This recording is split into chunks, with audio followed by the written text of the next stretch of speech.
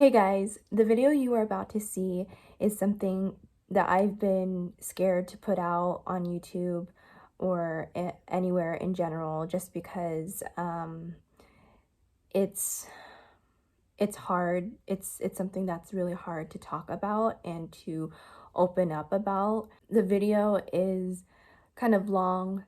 It's for the most part uncut. I did minimal editing for it, so there might be times where I'm thinking, there's long pauses or something like that. I do cry in this video, and so this is just something that is real, that is happening in our world right now, and I'm sharing my thoughts, my opinions, and my feelings with you about this issue. My words are not articulated perfectly, and my thoughts may be unfinished in this video, but I still think that it is important to share, as uncomfortable as it may be to put out. We live in an uncomfortable world, uncomfortable time right now. I I just wanted to share this side of me because this is what is real. This is what is real in my life, and that is why I created this channel.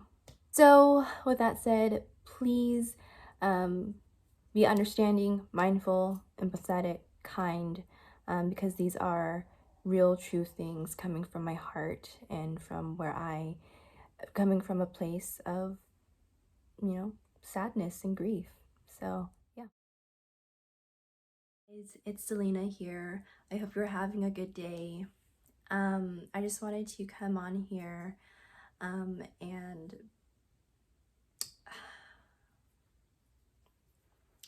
I just wanted to come on my channel and kind of discuss what has been happening for a while now.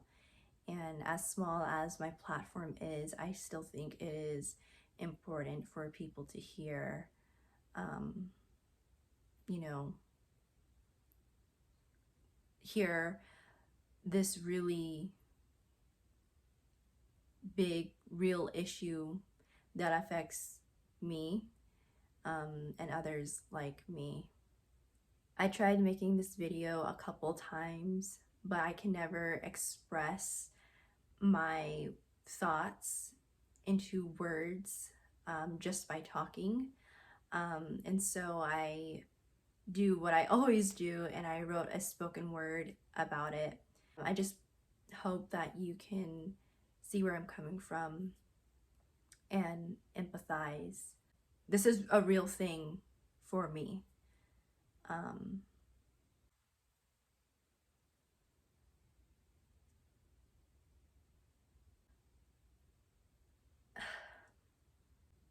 Living in America, being Black and Asian right now, is a very uncomfortable and strange position that we're put in. And, I was so quick to speak out in solidarity and support for BLM. I made a video, a spoken word about it. I actually went to a couple church events and actually help educate about the issue of the oppression, the racism, police brutality of Black Americans. Every time I see an incident, I can't help but cry and be heartbroken by it. Every time my dad or my brother goes out by themselves, there's always a sense of worry for them.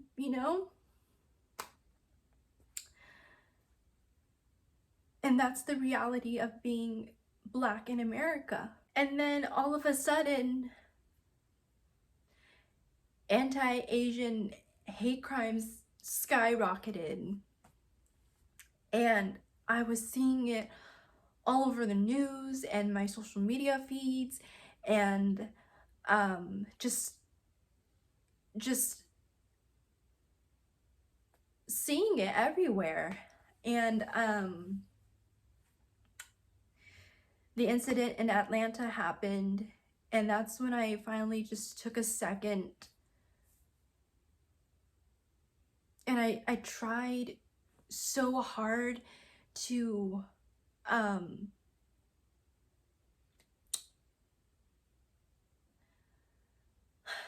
I tried so hard to wrap my head around what was happening, because I always had to worry about one part of me, one culture of me.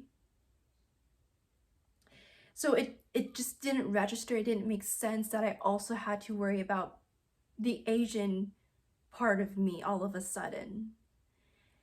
And I was getting overwhelmed with so many things on Instagram, you know, good things like activism and awareness and solidarity stuff, but also the bad things, also all these crimes that were being reported and these videos. And it was just so overwhelming that I had to take a step back. I had to delete Instagram and Twitter off my phone completely, because I had to figure out how I was feeling, because a lot of times social media can dictate to you how you're supposed to feel about something.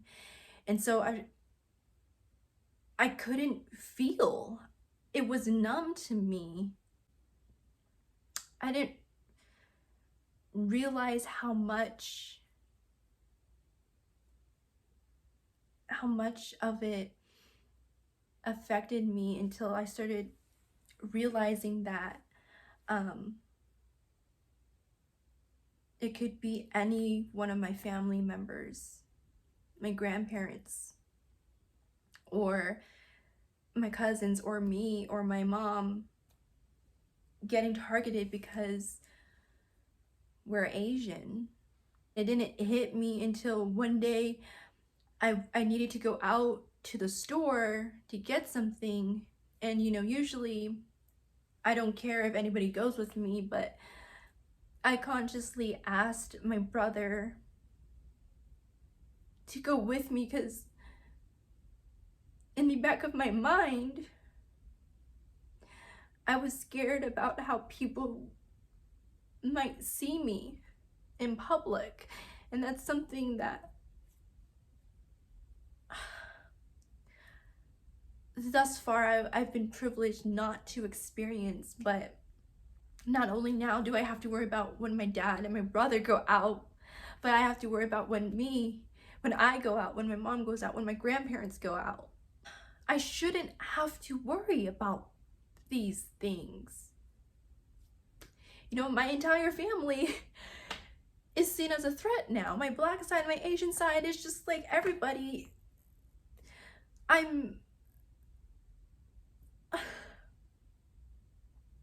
There's a target on everybody that I love, simply because, does that even make sense?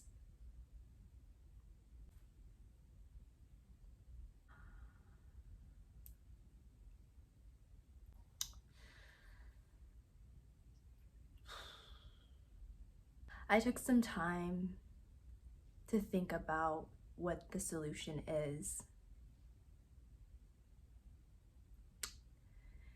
And unfortunately, there's no amount of money that we can donate. There's no amount of protest and activism and awareness that we can spread. And all those things are absolutely good, and we should continue to do it. But at the end of the day, those things are not going to give us the answer, not going to give us the solution to this problem, because the problem is hate. You can't disintegrate hate because it's abstract.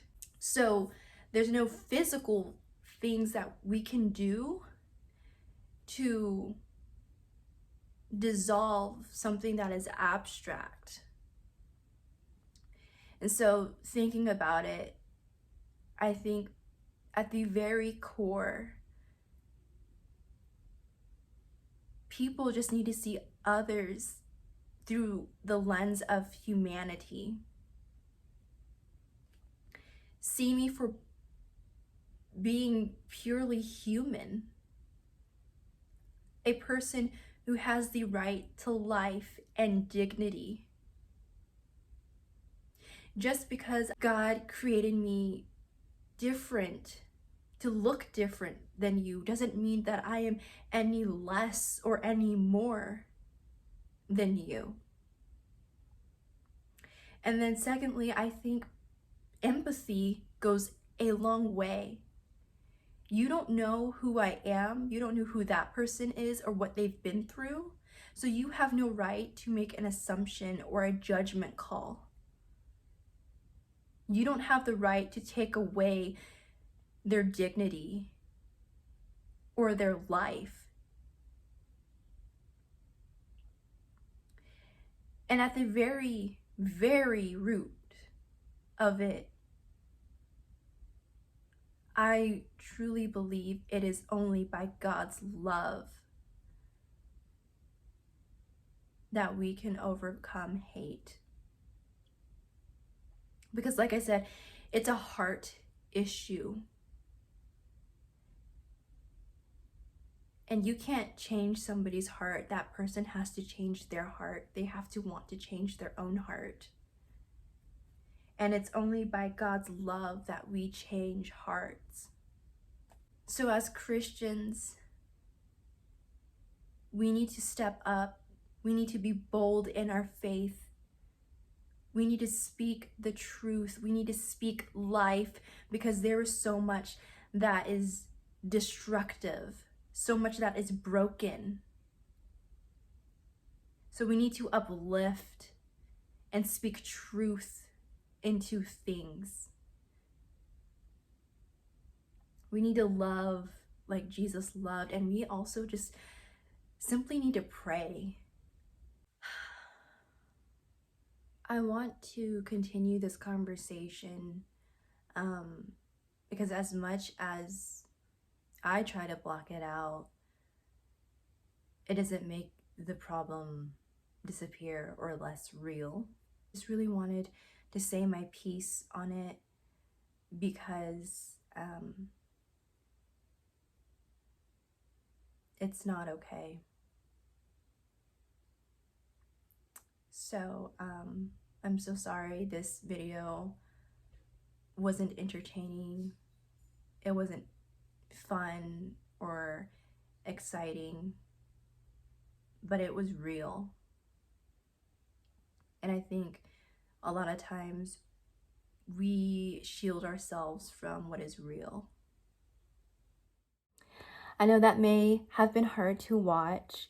It's always hard for me to watch. I don't like watching myself cry, or I don't like crying on camera. I mean, who does, right?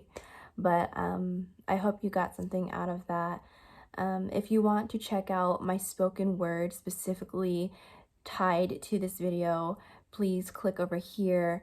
And then I also have my BLM video that I made right over here, and my COVID-19 spoken word right over here. Thank you guys so much for watching, and I'll see you in my next video. Peace.